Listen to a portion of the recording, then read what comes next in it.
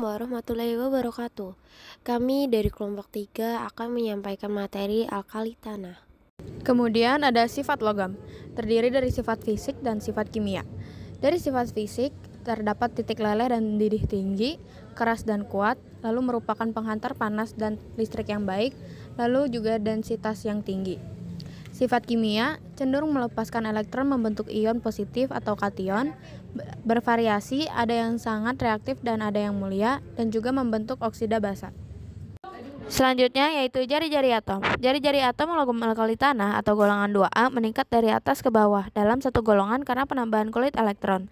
Sehingga berilium memiliki jari-jari terkecil dan radium memiliki jari-jari terbesar dengan urutan dari kecil ke besar seperti berikut ini.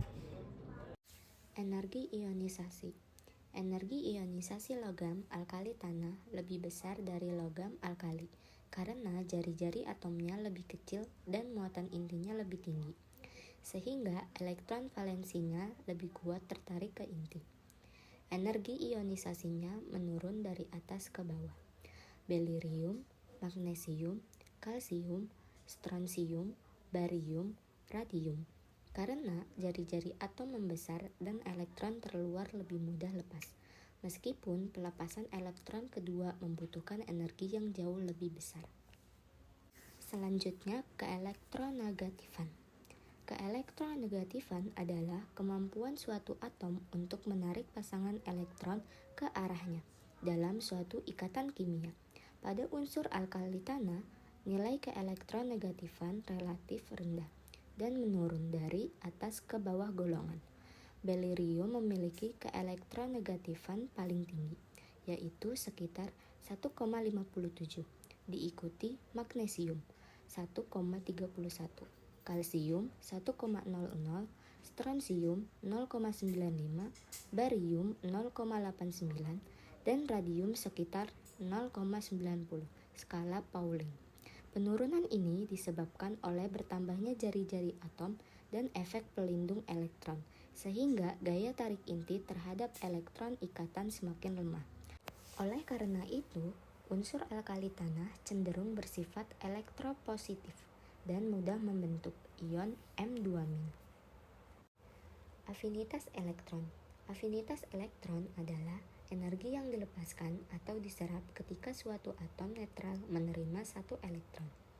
Unsur alkali tanah memiliki afinitas elektron yang sangat kecil karena lebih stabil dengan melepaskan elektron daripada menerima elektron. Nilai afinitas elektron barium dan magnesium sekitar 0 kJ per mol, kalsium sekitar 2 kJ per mol, strontium sekitar 5 kJ per mol, barium sekitar 14 kJ per mol, dan radium sekitar kurang lebih 10 kJ per mol. Secara umum, afinitas elektron unsur alkali tanah rendah dan tidak teratur, menandakan bahwa unsur-unsur ini kurang cenderung membentuk ion negatif. Sifat asam basa. Golongan 2A atau alkali tanah umumnya bersifat basa, terutama pada senyawa oksida dan hidroksidanya. Oksida alkali tanah dapat bereaksi dengan air membentuk basa, misalnya CaO yang menghasilkan CaOH2. Sifat basa alkali tanah semakin kuat dari atas ke bawah dalam golongan, sehingga BaOH2 merupakan basa yang lebih kuat dibandingkan MgOH2.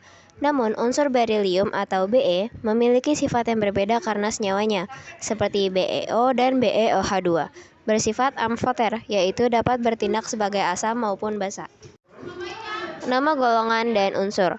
Golongan alkali tanah memiliki 6 unsur, yaitu berilium, magnesium, kalsium, strontium, barium, dan juga radium. Golongan alkali tanah merupakan kelompok unsur logam yang terdapat pada golongan kedua dalam tabel periodik. Unsur alkali tanah umumnya bersifat logam, berwarna keperakan, serta memiliki 2 elektron valensi sehingga mudah membentuk ion bermuatan +2. Sifat fasis dan sifat kimia. Sifat fisika alkali tanah antara lain titik leleh, titik didih, serta daya hantar listrik dan panas dari Be ke Ba cenderung menurun. Titik lelehnya lebih besar dibandingkan alkali, dan juga tingkat kerapatannya lebih besar dibandingkan alkali. Lalu sifat kimia alkali tanah, di antaranya mampu menghantarkan listrik panas dengan baik, oksidasinya bersifat basa, dan juga mempunyai spektra emisi dengan warna yang khas dan menyala. Contohnya, barium akan menyala berwarna hijau, kalsium warnanya merah agak oranye, sedangkan strontium warnanya merah tua. Sumbernya alkali tanah. Sumber terbanyak alkali tanah berbentuk mineral oksida, karbonat, silikat, sulfat, dan fosfat.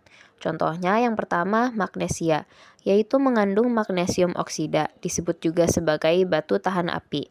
Ini digunakan sebagai bahan pembuatan tungku atau funans. Yang kedua kalsit atau kalsium karbonat. Terdapat sebagai batuan gunung atau batu kapur atau limestone dan marmer. Terbentuknya dari proses alam yang dikenal sebagai stalaktit dan stalagmit. Bahan ini digunakan sebagai bahan baku semen, keramik, bahan bangunan, dan juga bahan baku pupuk. Yang ketiga yaitu garam Epsom, mengandung MgSO4, ditemukan di salah satu desa di Inggris. Gypsum mengandung kalsium sulfat hidrat juga dari batu gunung. Bahan ini digunakan pada bidang medis, antara lain sebagai penyangga tulang yang patah, juga sebagai bahan penyekat bangunan dan bahan atap yang disebut gypsum board. Pengolahan. Ekstraksi adalah pemisahan suatu unsur dari suatu senyawa. Logam alkali tanah dapat diekstraksi dari senyawanya. Untuk ekstraksinya kita dapat menggunakan dua cara, yaitu metode reduksi dan metode elektrolisis.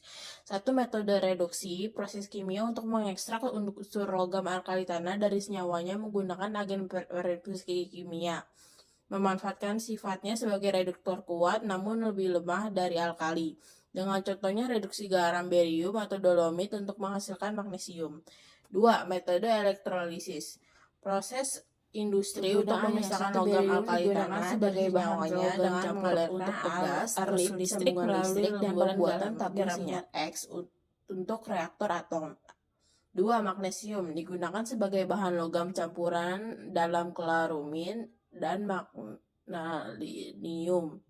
3. Kalsium digunakan sebagai elektrode sebagai reduktor Jembatan keledai, pada beli mangga campur sirup bawa pengolahan racun, logam membentuk bebek mangan proses cacing pembekuan keserempet darah. ban radial, beli mangga campur sirsak bagi rata.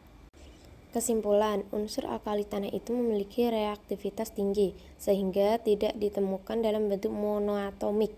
Unsur ini juga mudah bereaksi dengan oksigen dan logam murni yang ada di udara, yang dapat membentuk lapisan luar pada oksigen. Sekian presentasi dari kelompok kami. Terima kasih sudah mau mendengarkan. Jika ada salah, mohon dimaafkan. Wassalamualaikum warahmatullahi wabarakatuh.